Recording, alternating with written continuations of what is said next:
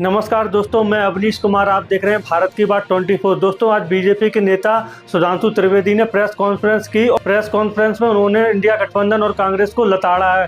उन्होंने कहा है कांग्रेस नेता और इंडिया गठबंधन के नेता ऐसे बयान दे रहे हैं जो कि सेना को कमजोर कर रहे हैं और पाकिस्तान उनके बयानों को अंतर्राष्ट्रीय लेवल पर उठाकर भारत की छवि को खराब कर रहा है। भारतवर्ष का हर एक नागरिक बस यही चाह रहा है कि पाकिस्तान पर ऐसी कड़ी कार्रवाई हो कि दोबारा वो आतंकवाद को पनाह ना दे सके।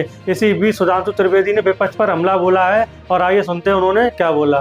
पहलगाम हमले के बाद भारत पाकिस्तान की सीमा के ऊपर तनाव है और सीज फायर का उल्लंघन करते हुए पाकिस्तान की सेना की तरफ से यदा कदा गोलाबारी की जा रही है, तो दूसरी तरफ सीमा के उस पार से पाकिस्तान की सेना गोलाबारी कर रही है, तो सीमा के अंदर से कांग्रेस और इंडी गठबंधन के नेता निरंतर बयानों की गोलाबारी भारत की सेना को लक्षित करने के लिए कर रहे हैं।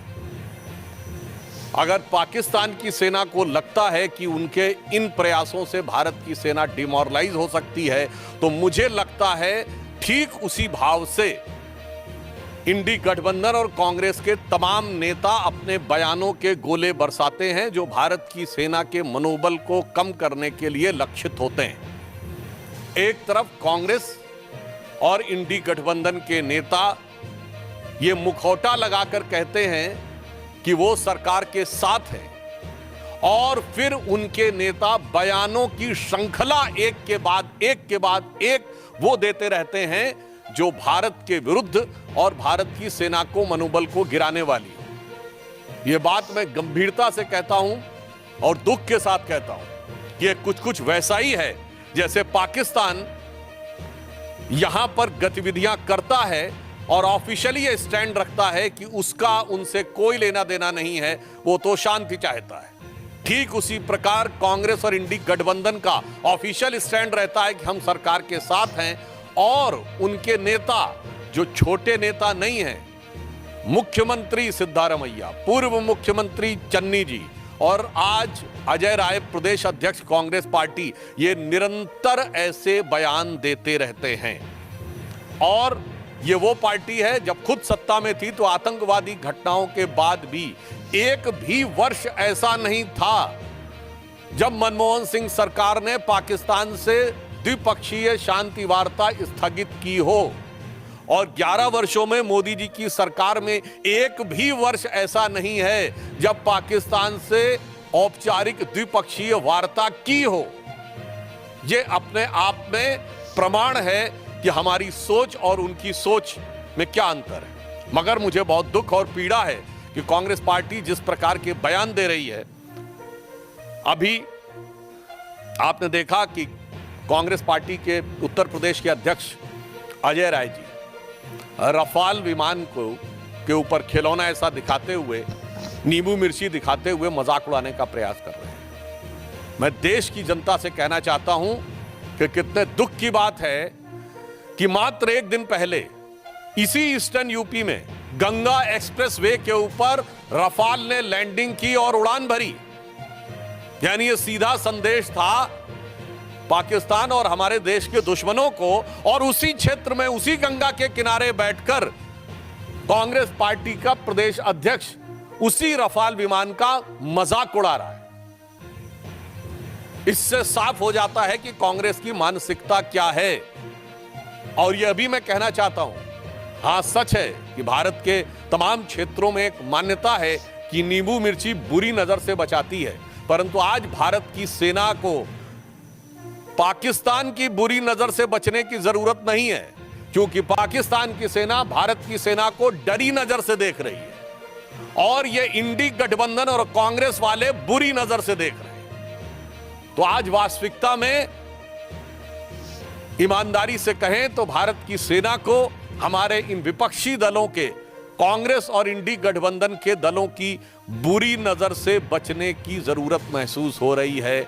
जहां उस रफेल की गर्जना से पाकिस्तान थर्राया हुआ और डरा हुआ महसूस करता है, वहीं ये लोग उसका मजाक उड़ाने का प्रयास करके सेना का मनोबल गिराने का प्रयास करते हैं। और मैं कांग्रेस पार्टी से कहना चाहता हूं, बिल्कुल ये सच है कि जब रफाल आया था तो हमारे रक्षा मंत्री राजनाथ सिंह जी ने फ्रांस में जाकर उसके ऊपर स्वास्तिक बनाया था। शायद इनको पता नहीं है, भारत की सेना में बाकायदा धार्मिक शिक्षक नियुक्त होते हैं। जब सैनिक युद्ध करने के लिए जाते हैं तो उनकी धार्मिक भावनाओं के अनुरूप जो वह परंपरा चाहें, जो वो रिचुअल चाहें, और उन धार्मिक भावनाओं के अनुरूप उनकी पूरी व्यवस्था की जाती है। मैं कांग्रेस पार्टी से पूछना चाहता हूं, इसमें किस बात का मजाक उड़ा रहे हैं? हिंदू धार्मिक आस्थाओं का मजाक उड़ा रहे हैं कि चूंकि राफेल के ऊपर स्वास्तिक बनाया गया था।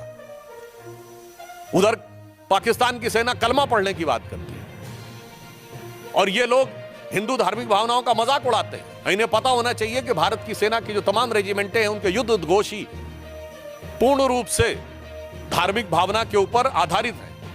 गलवान में जो हमारे सैनिक बलिदान हुए थे, बिहार रेजिमेंट का युद्ध उद्घोष है बजरंग बली की जय। गोरखा रेजिमेंट का युद्ध उद्घोष है आयोरी गोरखाली जय महाकाली। राजपूत रेजिमेंट का युद्ध उद्घोष है राजा रामचंद्र की जय।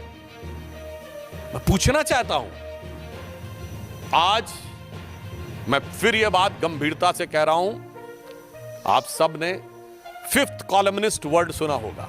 1936 से 39 के बीच में जो स्पेनिश सिविल वॉर हुई थी, तो स्पेन में यह माना जा रहा था कि चार तरफ से दुश्मन की सेनाएं आगे बढ़ रही थी, परंतु उसमें एक फ्रेज यूज किया था। उन्होंने कहा था 4 columns are approaching from all the 4 sides, but there is a 5th column which is supporting those who are working against the interest of Spain at the time.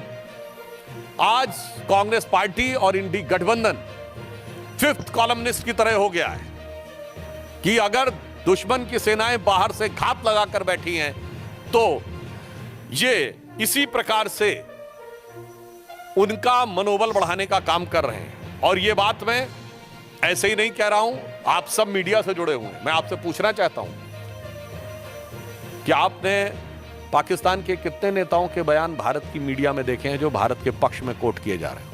एक भी नहीं। बिल्कुल मैं मानता हूं कि भारत की सेना पाकिस्तान की सेना से बहुत शक्तिशाली है। भारत की सरकार प्रधानमंत्री श्री नरेंद्र मोदी जी के नेतृत्व में दृढ़ निश्चय और संकल्प के साथ कटिबद्ध है, मगर एक मामले में पाकिस्तान हमसे मजबूत है। वो इस मामले में कि पाकिस्तान में एक भी नेता वहां की सेना का मनोबल गिराने के लिए कोई बयान नहीं दे रहा है। भारत में ऐसे बयानों की झड़ी लगी हुई है।